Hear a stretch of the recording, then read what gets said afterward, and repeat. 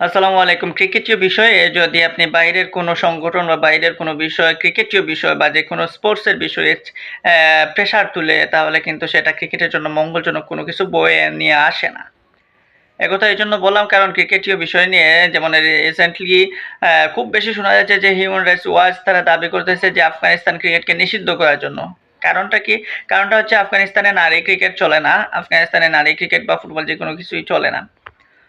একসময় আফগানিস্তানে সেটা চলতো কিন্তু তালেবান সরকার হওয়ার পর থেকে তারা নারীদের ক্রিকেট বলেন বা নারীদের স্পোর্টস বলেন সেটা তারা বাতিল করে দিয়েছে। এখন শুধুমাত্র পুরুষ ক্রিকেট চলে বা পুরুষীয় যেকোনো ইভেন্ট তাদের দেশে চলমান। সো এই বিষয় নিয়েই হিউম্যান রাইটস ওয়াচ তারা দাবি তুলেছে যে যেহেতু সেখানে নারীদেরকে আলাদা করে রাখা হচ্ছে, নারীদেরকে ক্রিকেটের বিষয়ে জড়িত করা হচ্ছে না, নারীদেরকে ক্রিকেট খেলতে দেওয়া হচ্ছে না, তাহলে পুরুষদেরকে নিষিদ্ধ করা হোক। আসলে কি এটা যৌক্তিক? এটা কি আসলে হয়? ক্রিকেটীয় বিষয় বা স্পোর্টস বলেন বা ফুটবলের বিষয় আমরা ফিফার কাছে দেখছি যে ফিফা বাইরের অভ্যন্তরীণ বা সরকার যদি সেখানে যদি হস্তক্ষেপ করে তাহলেও কিন্তু তারা সেই দেশটাকে নিষেধাজ্ঞার মধ্যে পরিণত করে বা নিষেধাজ্ঞায় পতিত করে। সেখানে আফগানিস্তানের জনগণ যেখানে চাচ্ছে না, জনগণ যেখানে কোনো দাবি তুলছে না, যেখানে আফগানিস্তানের সরকার যেখানে চাচ্ছে না বা ক্রিকেট বোর্ড যেখানে তাদের সরকারের কথা অনুযায়ী মেনে চলতেছে, সেই জায়গায় আমরা কেন থার্ড পার্টি হয়ে এরকম দাবি তুলবো? হিউম্যান রাইটস ওয়াচ এসব দাবি তোলার মানেটা কি?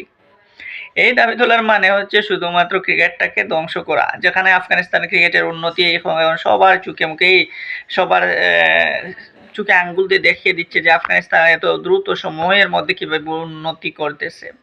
সেটা টি-20 বিশ্বকাপ হোক, ওয়ানডে বিশ্বকাপ হোক, চ্যাম্পিয়ন্স ট্রফি হোক, যেকোনো আইসিসি ইভেন্টে তারা তো মোটামুটি এখন গুপ্তঘাতক বলাই যায় তাদেরকে। কারণ তারা এই মুহূর্তে বড়, বড় রাঘব বোয়ালদের ঠিকঠাক ধরে চেপে ধরে একদম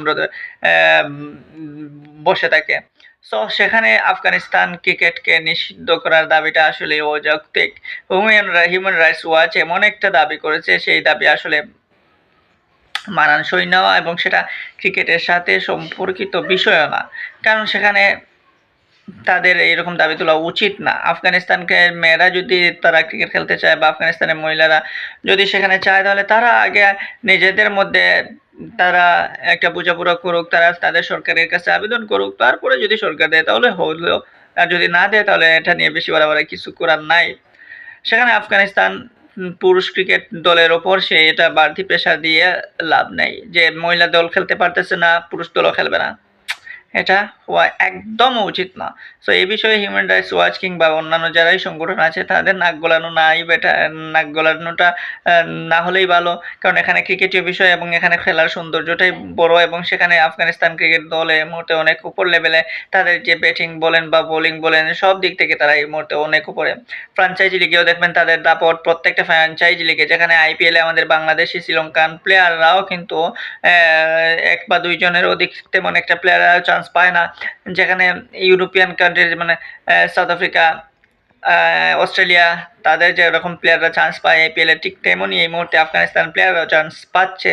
ব্যাটিং বলেন বা বোলিং বলেন প্রত্যেকটা জায়গায় কিন্তু তারা দাপট দেখাচ্ছে। তাদের প্লেয়াররা আইপিএল বলেন, পিএসএল বলেন, বিএপিএল প্রত্যেকটা টুর্নামেন্টেই তাদের কিন্তু একটা আলাদা একটা চাহিদা রয়েছে।